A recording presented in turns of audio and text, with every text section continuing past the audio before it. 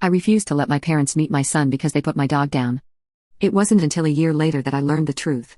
My dog's death was no accident. My parents unalived my dog for their own benefit.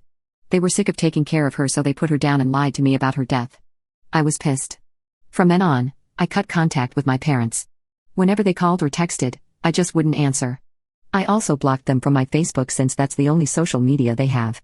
My parents were relentless in getting into contact with me, but I held my ground, and this was a grudge I've been holding onto for 8 years.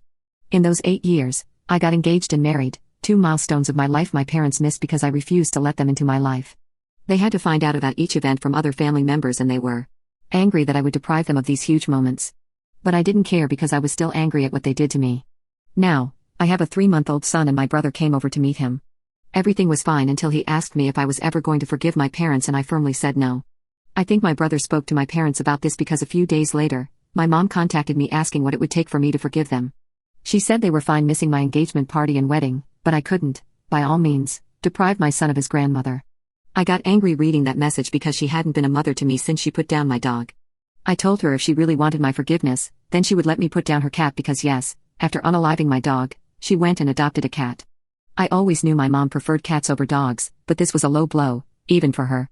If she didn't want to raise my dog, she could have just said so. I would have come up with a backup plan. Instead, we have a family cat now and my dog is gone.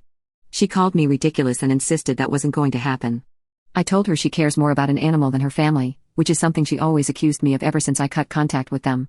My mom relayed our conversation to my brother because hours later, he called me to tell me how I'm such an a-hole and need to move on.